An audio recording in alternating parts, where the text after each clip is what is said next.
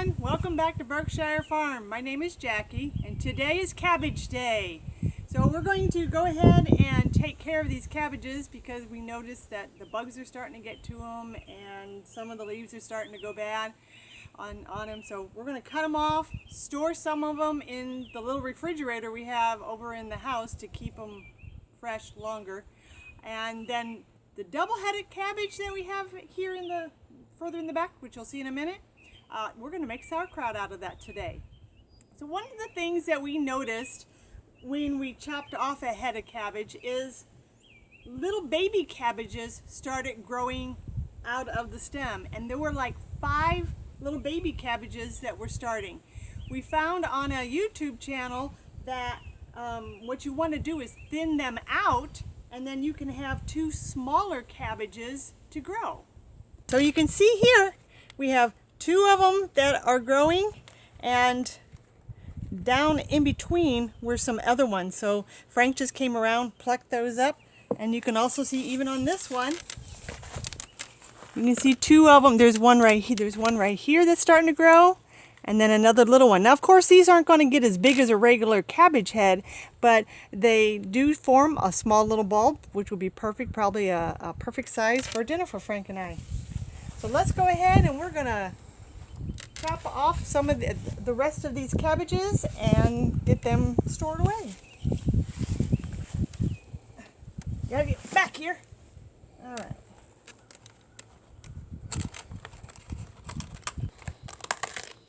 All right, so you can see that inside here we were starting to get little critters eating at the cabbage. So that's why we want to make sure we get these off before we lose them.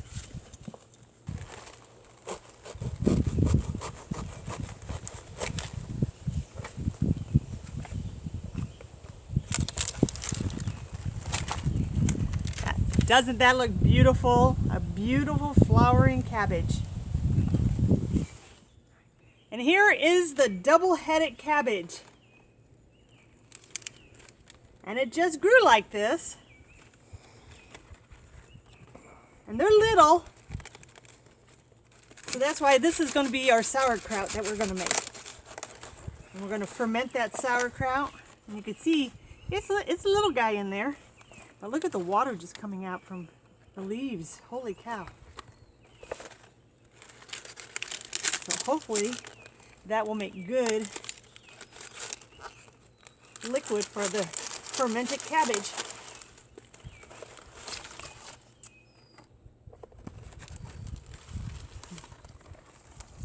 And there are the 2-headed cabbage twins. We had several other cabbages that we already picked and ate, and they were really delicious. So this is what is left from our container gardening of cabbages. And as you can see with the container gardening of cabbages, it did a phenomenal job. So if you're in a small area and you want to have a couple heads of cabbage, this is a great way to get some cabbages. All right, well, in just a little bit, we're going to go ahead and start fermenting these 2 little twin cabbages. See you in a little bit. Well, yesterday Frank and I cut all the cabbages out of the garden, and we decided to use the 2 twin cabbages to make our fermented sauerkraut. Yesterday, farm issues came up and I wasn't able to do it yesterday, so I have plenty of time to be able to do it today, so that's what I'm going to do. So the first thing what I do, and actually just a little excitement for me, this is the first time that I'm using cabbage that Frank and I grew. Normally I'll go to Sprouts or Whole Foods or something like that and buy the cabbage there, but this is the first time that I'm using our cabbage, and it's such a wonderful feeling to be able to be using your own vegetables that you grew. So the first thing I'm going to do, I take the outer leaves off and I save them to put it on top of the kraut to keep these shredded cabbage underneath the saltwater solution that ferments the cabbage. So I took them off. I think I'm going to take this one. That one looks pretty good too. I got these and I got a couple off to the side here already. So the next thing what I'm going to do is I'm going to slice the cabbage into as much of a uniform slice as I possibly can. Today I'm just going to use my knife and I'm going to slice it up. I already had washed the cabbage before, so I'm just going to slice it up here. Now, an easier way of doing this would be to use a mandolin, because then you can really get some uniform slices. And that's what I normally use. Or you could use a food processor. But the one thing I have found about a food processor is it doesn't necessarily keep all the pieces uniformed. You know, you have big chunks, you have little chunks, you have itty bitsy pieces of chunks. This way I have control over it.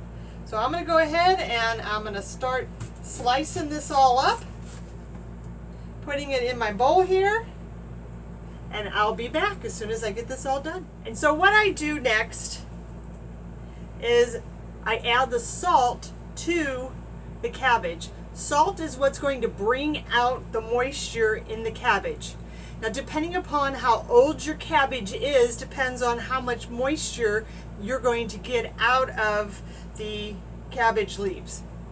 Some of the cabbages that I would buy at the store, they were probably on the truck for a while, sitting in the store for a while, sitting in their crates for a while, and it did not produce a whole lot of juice, moisture. And so I had to really work with it to get enough to be able to fill the jars, to be able to submerge all the cabbage underneath it. Being that this is a homegrown cabbage, it was cut yesterday. I really wanted to do it yesterday, but it was cut yesterday. Let's see what's going to happen. Normally what I do is I use about 2 tablespoons of salt per medium-sized head of lettuce. Since these were small, I'm going to go with roughly a tablespoon and a half of salt, and I'm not going to pour it all in. I'm going to use maybe about 2/3 of it, and then I'm going to taste it in a little bit and see if it's enough salt. You don't want to over salt your food. You don't want it to taste really super salty. It's going to have a salty taste, but you don't want it to be that super salty taste. So you want to gradually add your salt to it, and then you can add more, because once you've added too much, you can't unfortunately take that out unless you go and get more cabbage and add that to your bowl. So I'm going to take our salt. Now, the type of salt I use is the pink Himalayan salt. Another good salt to use is the Redmond salt. You want to get a salt that is as pure as possible. You don't want salts that are processed with a lot of chemicals. You don't want table salt. You don't want salt that has iodine in it. You really want it to be as pure as possible. So Redmond is a really good one. I like the pink Himalayan, and to be honest, the main reason why I like to get the pink Himalayan is because I get a pound of this salt at the dollar store. Well, now it's a $1.25 store, but it's $1.25 for a pound of this pink Himalayan salt. So that's why I'm using the pink Himalayan. I'm just going to sprinkle it throughout. Like I said, I'm only going to put in about 2/3. A little bit more. And then I'm just going to kind of break up all the cabbage pieces.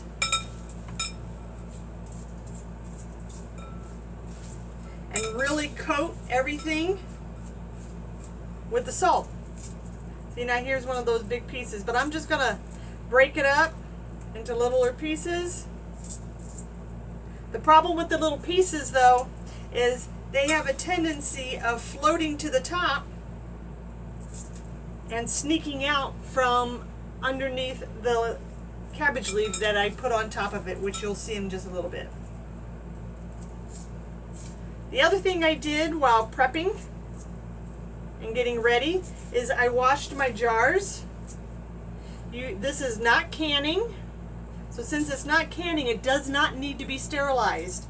You don't want to use any kind of antibacterial soaps or anything like that, because it's the bacteria, the good bacteria, the lactose bacteria, that is going to start fermenting the cabbage and preserving the cabbage.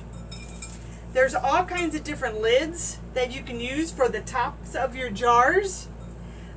For myself right now, I just use old canning lids because I'm not using them for pressurizing or anything else. It's just going to be put on top of there, so it's a great way to use old lids. But there's all kinds of different lids out there, and since my garden has, well, this year it literally has tripled in size of what I used to have in Arizona, I'm gonna start fermenting quite a bit more because Frank and I really like the fermentation, and it's such a good food for your immune system, for your gut health. So I think I might start venturing out and experimenting with some of the other fermenting products out there to kind of make life a little bit easier. And right now I can feel it. The cabbage is already starting to sweat. Yep. All right, what I'm going to do now is I'm just going to let this set for about 10 minutes, and at that point in time we'll bring you on back and let's see what's been happening. All right, it's been about 10 minutes, so the juice is starting to form at the bottom. What I'm going to do is I'm going to go ahead and massage the sauerkraut a little bit more, let it rest for a little bit longer so we can get some more of those juices, and then what we're going to do is start packing the jars. So the cabbage is doing a really good job with sweating. I just want to taste it to make sure that there's enough salt and make sure I don't need to add any more salt to it.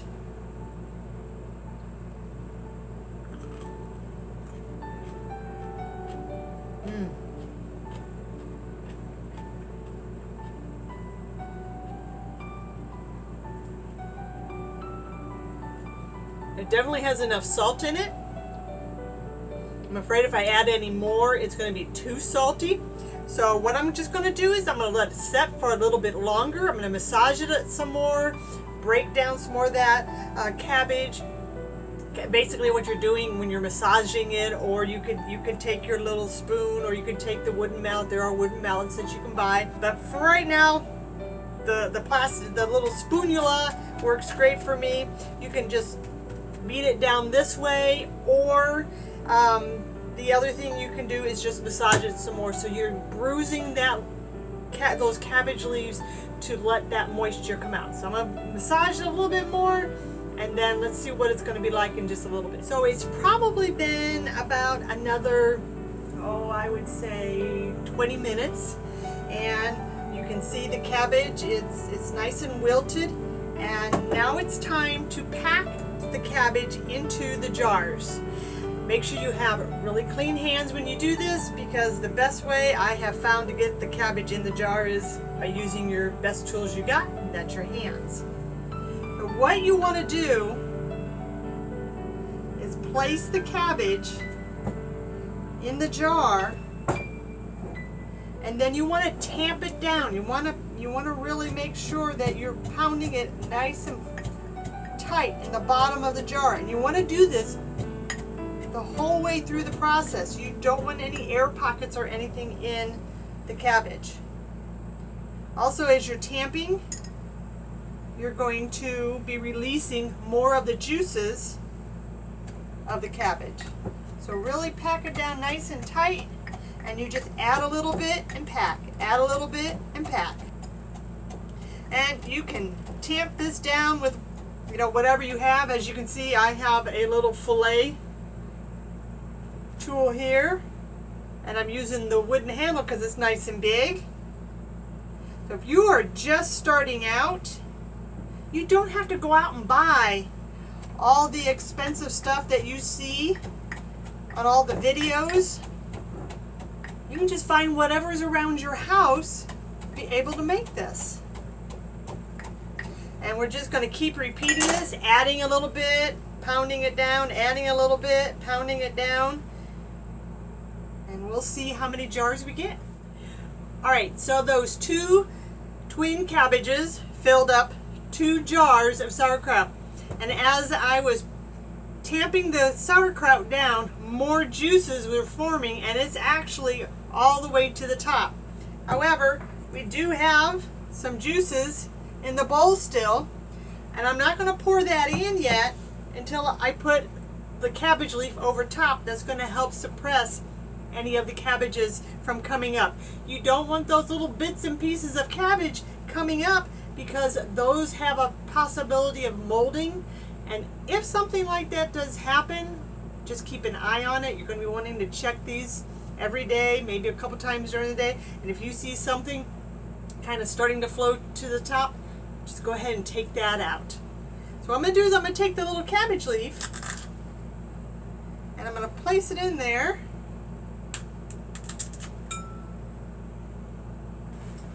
I'm just tucking this down, going all the way around, so those little bits and pieces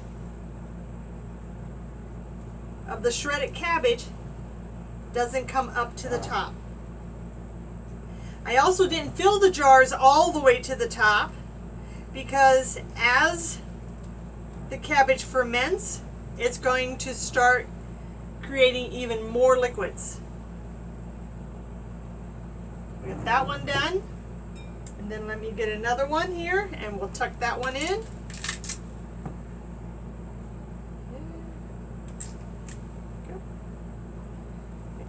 Good bacteria, which is what fermenting is all about, doesn't need oxygen, but the bad bacteria does, and that's why if you allow the little bits and pieces to come to the top, they'll start to mold. But if it happens, just take them out. And then with some of the liquid here that's left, I'm going to top the jars.